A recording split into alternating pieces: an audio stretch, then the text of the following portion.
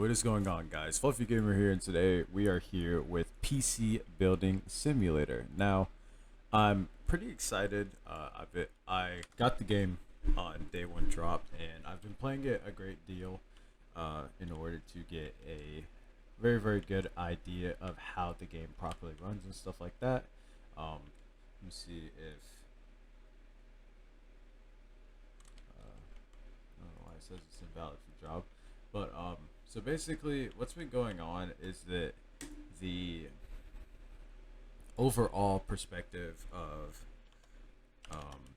playing this game and kind of getting an idea of how to level up quickly and gain a lot of money. As you can tell, I'm max store level. I've got 80 grand. Even though I'm about to sell a close to probably 30K $1,000 PC, which is going to get me. I'm making 8,000 already off of this, and I could probably run this up to about 28. But I'll kind of get into the prices of selling stuff at your store here in a little bit. So obviously, the first thing that a lot of people are probably going to question is how to really effectively make money. Now, there's a lot of ways to make money, and obviously, the first one being, if you go into your emails, is to take all of these ridiculous jobs. Now, realistically, none of these jobs really have to be taken unless you're obviously just starting the first kind of part of this game. And relatively, I don't think that you necessarily have to do any of these. I don't typically actually do like any of these. And yeah. Anyways, this is the first method to obviously making anything is to just do these jobs. They're relatively simple. You just got to make sure that you're hitting all of the main points. If I'm going to recommend any jobs to anyone, builds are the easiest bang for your buck if you want to make money and stuff like that. So keep that in mind while you are doing this, is that building stuff is typically going to bring you the most amount of just EXP on top of doing it for your money as well. Now, you also have spare repairs where you can buy used and broken PCs and fix them up and make a pretty good marginal profit. Now, these profits are mostly based on the fact of labor and stuff like that, but if you can stretch this profit out to maybe about $200 more if you're really lucky. It depends on what kind of part you replace and all that stuff, but ultimately you can get a lot of decent money out of spare repairs. It's probably the second best method in the game right now, just because you can put whatever you want into that PC. You can change out parts and ultimately build a new PC and get the most bang for your buck, especially if you are a starter player. Once you unlock this, I would start getting into this and really starting to learn like how to maximize your profits over everything else.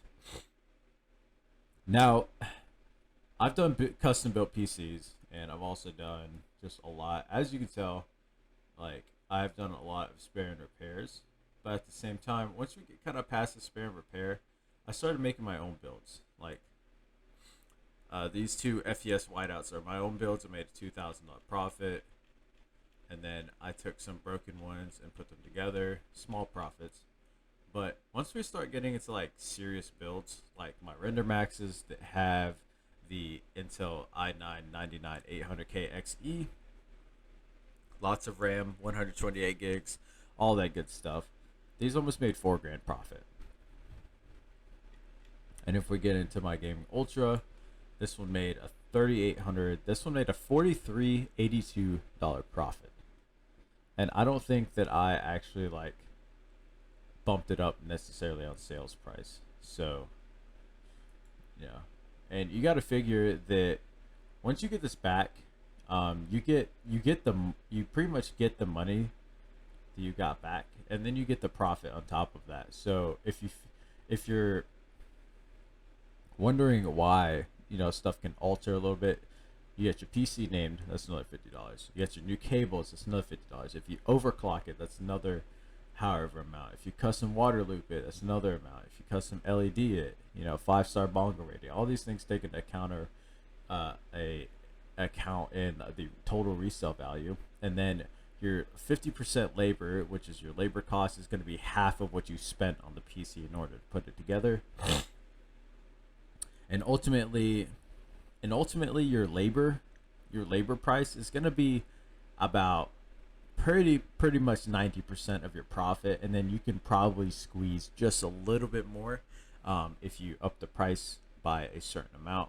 I would recommend saying up the price about 5%, and you can ultimately get the most out of it.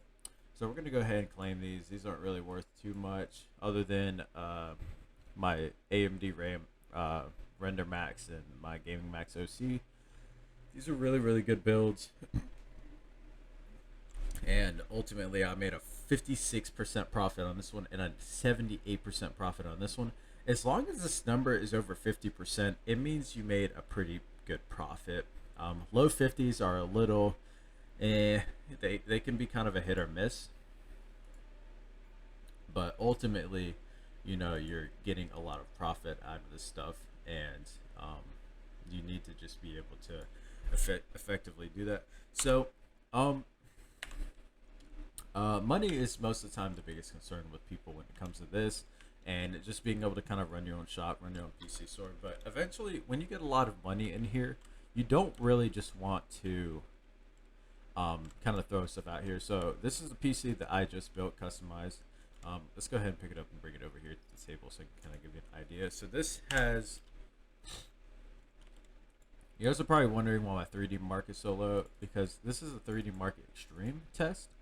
This is a Time Spy Extreme 4K gaming with DirectX 12. This has two. This PC has two. I believe it's Radeon. Yeah, 6550 XT. These are very expensive graphics cards. We got tons of fans, nice cooling RGB. We have 200 and I think it's 58. 258. Something like that. 258 of G.Skill Trident Z Royal Elites. This is $700 a piece, and you can imagine there's 8 of them. TRX 40 AORUS Extreme, one of the biggest the biggest motherboard in the game currently. And this is relatively this cooler master case is like one of 5 cases that this motherboard actually fits in, which is crazy. Big battery, AMD Ryzen Threadripper 3990X, pretty good stuff. And as far as everything else, it's mostly just storage and all that stuff to kind of boost the value. But just to give you guys an idea, you don't have to go NVIDIA. I will say this: the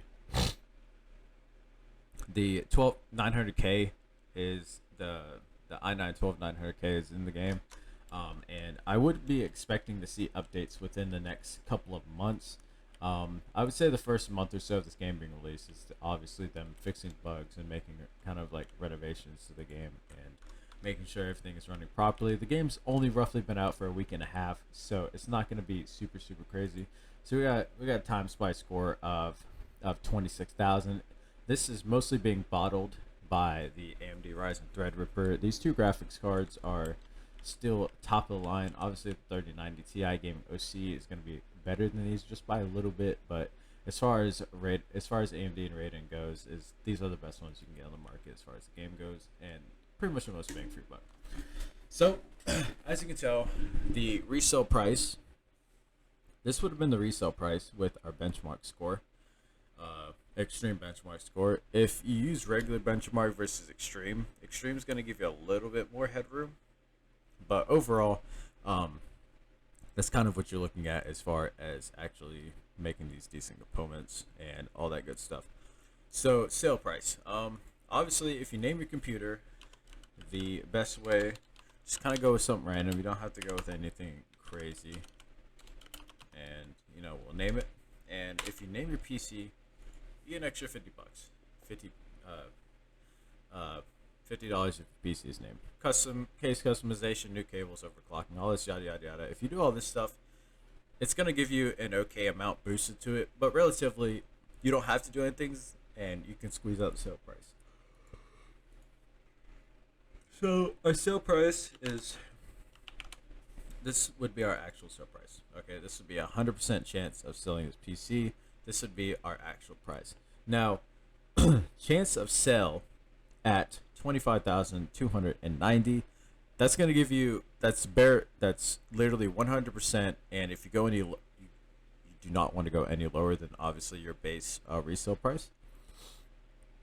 So that's kind of where you're looking at right there. So let's say your price is 25,000, like this PC that we have right here.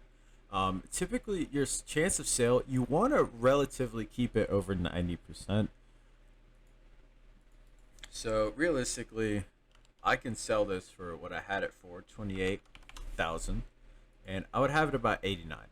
And obviously, the higher your PC price is, the more money you're gonna squeeze out of it. So I just squeezed another almost $3,000 out of this PC just because, um,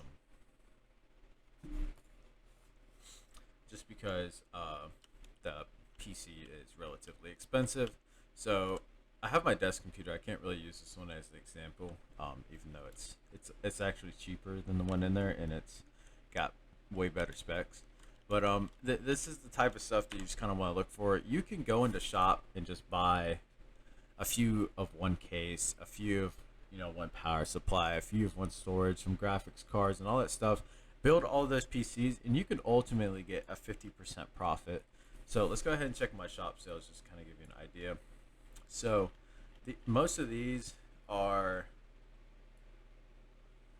none of my builds. And then once we get into my builds, I think the first ones that were right here, the FTS whiteout.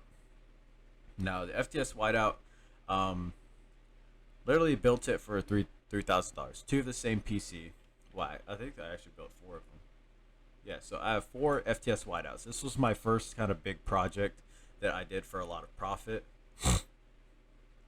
And ultimately it came out pretty well. These are all $3,000 PCs. Relatively all right. These had a Ryzen 7 8-core 3800s.